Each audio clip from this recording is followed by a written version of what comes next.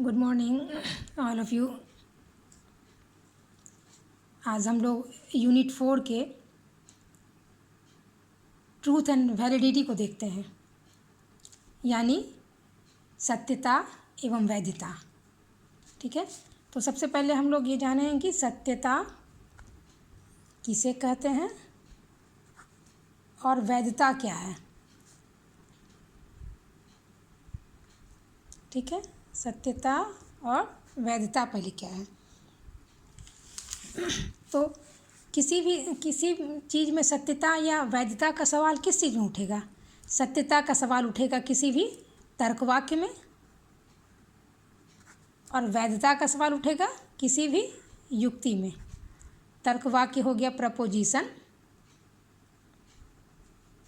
और युक्ति हो गया आर्गूमेंट। ठीक है, तो प्रपोजिशन एंड आर्गूमेंट के बारे में हमने यूनिट 1 जब हम लोग पढ़ा रहे थे तो उसमें ये सारी बातें हो चुकी थी। लेकिन फिर भी अब यहाँ सवाल ये है कि सत्यता और वैधता का प्रश्न आया है। तो पहले हम देखें कि सत्यता कहाँ उठता है। तो सत्यता या असत्यता का तर्क वाक्यों की या जो हमारे प्रकथन होते हैं, ये उनकी विशेषताएं होती है। तर्क वाक्य के प्रकथन सत्य या असत्य हो सकते हैं। तर्क वाक्य के जो कथन होते हैं, जो भी हम बोलते हैं, वह सत्य या असत्य हो सकते हैं, परंतु युक्ति जो है, ये आर्गुमेंट जो है, वो सत्य या असत्य नहीं होती। युक्तियों के संबंध में अभी तक हमने क्या देखा? वैलिड या इनवैलिडिटी का सवाल उठता है। ठीक है, कोई युक्ति कब वैध होती है? जब आधार वाक्यों की सत्यता निष्कर्ष की सत्यता को आवश्यक रूप से आपादित करता है। यानी जब युक्ति के जो 3 आधार वाक्य होते हैं, 2 आधार वाक्य होते हैं और एक निष्कर्ष होते हैं, तो दोनों आधार वाक्यों से जब निष्कर्ष निष्पादित होता है और निष्कर्ष उस रूप से सही होता है, तो हमारा युक्ति सही कहलाता है। यह ऐसा संभव नहीं है कि ऐसा होता ही नहीं कि आधार वाक्य सही हो और निष्कर्ष सही नहीं हो। जैसे एज फॉर एग्जाम्पल हम लिखते हैं, ऑल मैन आर मॉर्टल। ठीक है, Ram is a man, therefore Ram is mortal. चूँकि ये निष्कर्ष जो निकला है, ये दोनों आधार वाक्यों से आपादित है। इन दोनों आधार वाक्यों के आधार पर इस निष्कर्ष को हमने निकाला है, ये कंक्लूजन हमारा। तो ये दोनों निष्कर्ष बिल्कुल हमारा सही होगा, ये सत्य होगा। ठीक है, क्योंकि हमने आधार वाक्य में ऑल मैन आर मॉर्टल, सभी मनुष्य को माना है कि वह मनुष्य मरणशील होता है। जब चूँकि सभी मनुष्य मरणशील है, तो राम एक मनुष्य है, तो ये मरणशील हो जाएगा, ये इसलिए ये आधार वाक्य सही है। लेकिन कुछ ऐसे भी उदाहरण होते हैं, और ये समूचा युक्ति का रूप है, लेकिन कुछ ऐसे भी उदाहरण होते हैं जिसके मतलब कि जो युक्ति तो वैलिड होता है, लेकिन उसे निष्कर्ष सही नहीं होता है, या उसके सभी आधार वाक्य भी सही सत्य नहीं होते हैं। जैसे एज फॉर एग्जाम्पल हम एक लिख दें कि सभी मनुष्य को पूँछ है। ठीक है, राम एक मनुष्य है, और चूँकि निष्कर्ष इन दोनों आधार वाक्यों से आपादित होता है, तो यहाँ पर क्या हो जाएगी? राम को पूँछ है। तो क्या ये निष्कर्ष क्या आपको सही लग रहा है? निष्कर्ष ये अपने आप में असत्य है, लेकिन निष्कर्ष के असत्य होते हुए भी चूँकि यह युक्ति का स्वरूप जो नियमों के आधार पर है, दोनों आधार वाक्यों से यह निष्कर्ष निगमित है, इसलिए यह युक्ति वैलिड है, इनवैलिड नहीं होगा। इसीलिए इस उदाहरण में युक्ति वैध है, क्योंकि दोनों आधार वाक्यों को यदि सत्य हम मान रहे हैं तो यह सत्य है। इसीलिए इस उदाहरण से यह हम सिद्ध कर सकते हैं कि युक्ति वैध होती है, तो निष्कर्ष भी वैध है। इसमें जो है निष्कर्ष इसका असत्य हो सकता है। राम को पूछे, ये बिल्कुल असत्य अपने आप में, इसलिए किसी युक्ति की वैधता उसके निष्कर्ष की सत्यता की गारंटी नहीं है। युक्ति वैध है, लेकिन उसके निष्कर्ष के सत्यता की गारंटी नहीं है। इसमें कोई आधार वाक्य सत्य नहीं है, लेकिन युक्ति चूँकि वैलिड है, नियम पर है, इसलिए यह सही है। और ये युक्ति जो है, ये देखिए, ये युक्ति भी वैलिड है, ये युक्ति भी वैलिड है, लेकिन इसका हर एक आधार वाक्य भी सत्य है। लेकिन ये युक्ति वैलिड है अपने आप में, लेकिन इसका कोई भी वाक्य अपने आप में सत्य नहीं हो सकता। इसका निष्कर्ष असत्य हो गया है, ये असत्य है, लेकिन युक्ति अपने आप में ये वैलिड है। इसलिए क्या हो गया, सत्यता और सत्यता किस में होता है, तर्क वाक्यों में सत्यता होती है या असत्यता होती है, और युक्तियों में क्या होता है, वैलिड या इनवैलिड का, यानी क्या कहें, वैलिड को क्या कर सकते हैं, या इनवैलिड होता है, वैध या अवैध हो सकता है, और ये सत्य या असत्य होता है। ठीक है, सत्यता या असत्यता का सवाल इसमें उठता है। तो अब हम इसको देखेंगे, ये प्रपोजिशंस को देखेंगे कि प्रपोजिशंस हमारे पास कितने तरह के होते हैं। ये अब तर्क वाक्य, जब हम सत्यता और असत्यता को जान ली तो हम देखेंगे प्रपोजिशंस कितने होते हैं। युक्ति को बाद में, वो तो कोई मतलब नहीं है। तो प्रपोजिशंस जो है कितने तरह के होते हैं, तो ये प्रपोजिशंस हमारे दो तरह के होते हैं, सरल प्रकथन, इसको प्रपोजिशंस भी कहते हैं या वाक्य भी कहते हैं, और सिंपल या कंपाउंड, मिश्रित प्रकथन, या इसको कंपाउंड प्रपोजिशन, या ये हो गया सिंपल प्रपोजिशन। ठीक है, अब देखना है कि सिंपल प्रपोजिशंस हम किसको कहते हैं। सिंपल प्रपोजिशंस वह प्रपोजिशंस होता है जिसमें एक ही आधार वाक्य होता है।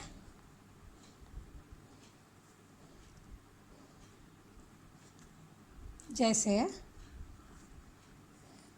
राम इज इल, राम बीमार है। ठीक है, ये हो गया सिंपल प्रपोजिशन। लेकिन कंपाउंड प्रपोजिशन क्या हो गया, जिसमें एक से अधिक आधार वाक्य होते हैं। अब हो गया कि अब इसमें कर दें कि राम इज इल के साथ जोड़ दें, एंड हिज फादर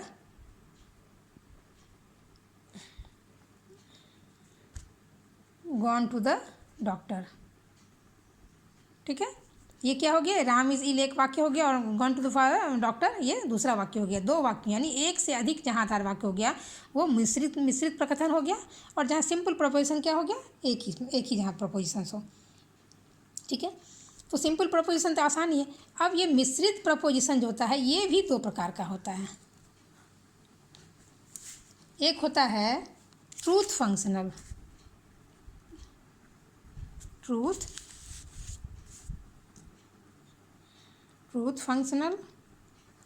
और दूसरा होता है नॉन ट्रूथ फंक्शनल। ठीक है, इसको हिंदी में कहते हैं सत्यता फलनक, और इसको असत्यता फलनक। ठीक है, ट्रूथ फंक्शनल किसको कहते हैं, ट्रूथ फंक्शनल प्रपोजिशंस, प्रपोजिशंस भी हुआ, शॉर्ट में लिख देते हैं।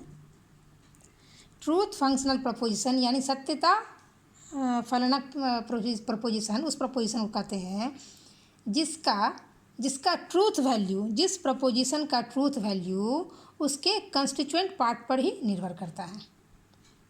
ठीक है, लेकिन नॉन ट्रूथ फंक्शनल क्या हो गया, जिसका ट्रूथ वैल्यू उसके कंस्टिट्यूएंट पार्ट पर निर्भर नहीं करता है। जैसे he died because he ate fish, मतलब वो मर गया क्योंकि उसने मछली खाया था। तो यहाँ पर जो है कि उसका सत्यता, उसके मरने का सत्यता इस पर निर्भर करता है।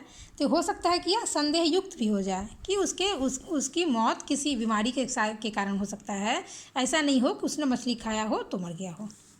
और इसमें है कि उसका सत्यता जो है उसके उस स्टेटमेंट पर ही निर्भर करता है। और वो जो होता है वो इस वाक्य का विश्लेषण नहीं होता, ये सारा सिंपल ही होता है।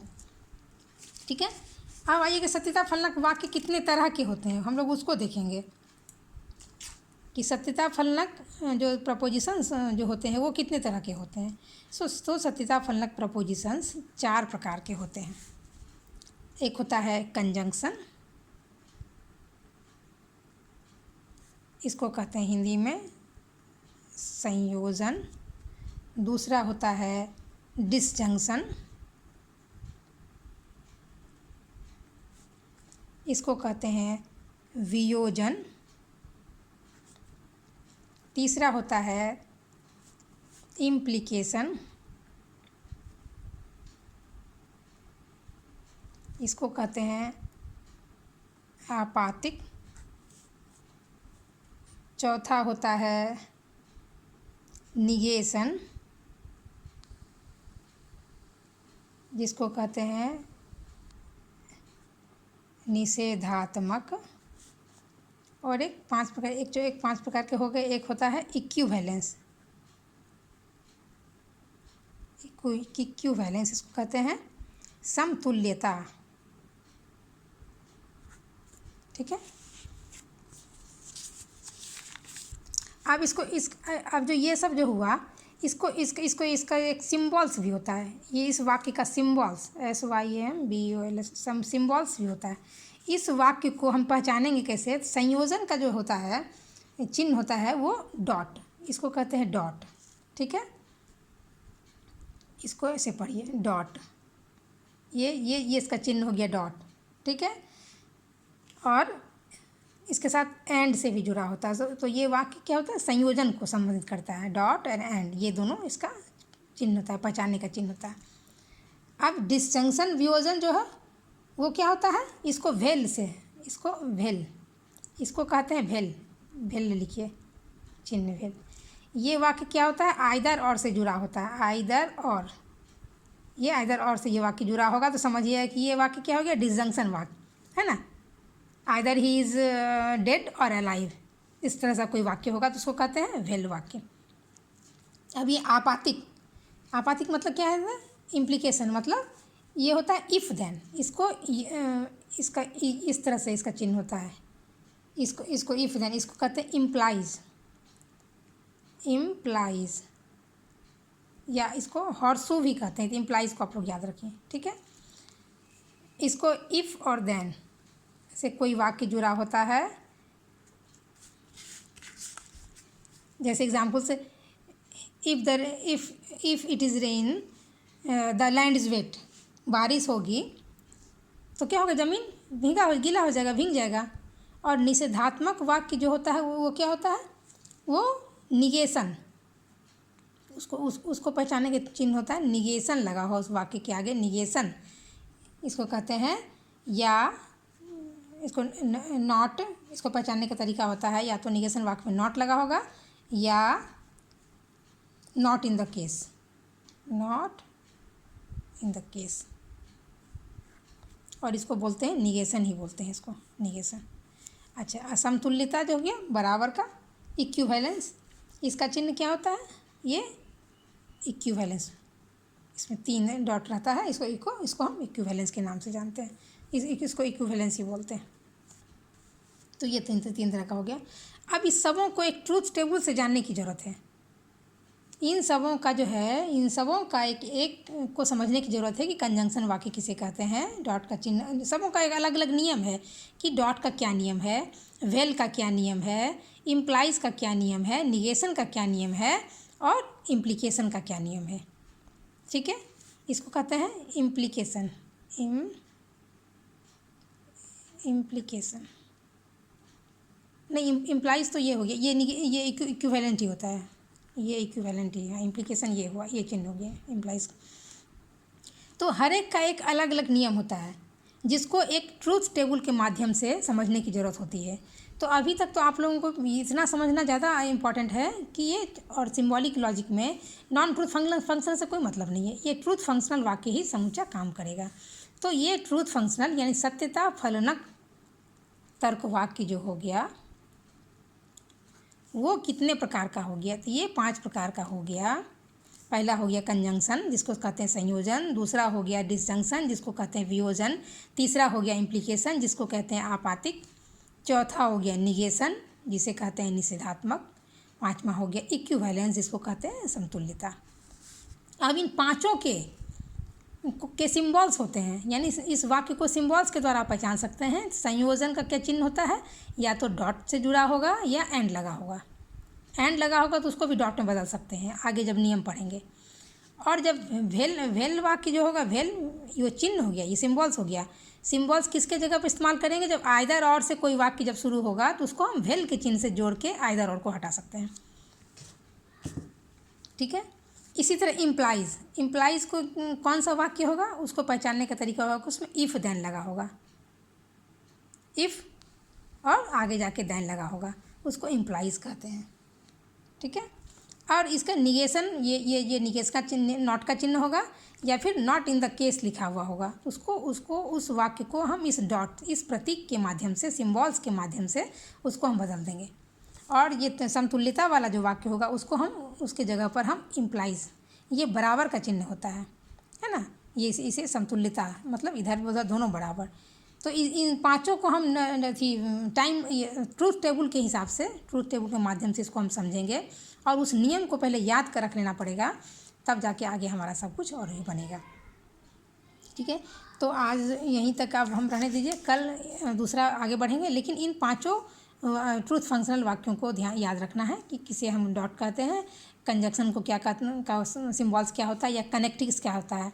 अब यहीं से सिम्बॉलिक लॉजिक शुरू होता है। सिम्बॉल्स मतलब सिम्बॉलिक लॉजिक क्या हुआ, जहाँ हम प्रतीकों के माध्यम से, सिम्बॉल्स के माध्यम से जब हम कोई सम सॉल्व करते हैं या कुछ करते हैं, तो ये सिम्बॉल्स, इसीलिए सिम्बॉलिक लॉजिक यहाँ से शुरू हुआ कि प्रतीकों के माध्यम से हम किसी सेंटेंस को कैसे शॉर्ट रूप में, कैसे शॉर्ट फॉर्म दे सकते हैं। ठीक है। राम, आगे जाके बताएंगे, राम एंड श्याम जैसे है,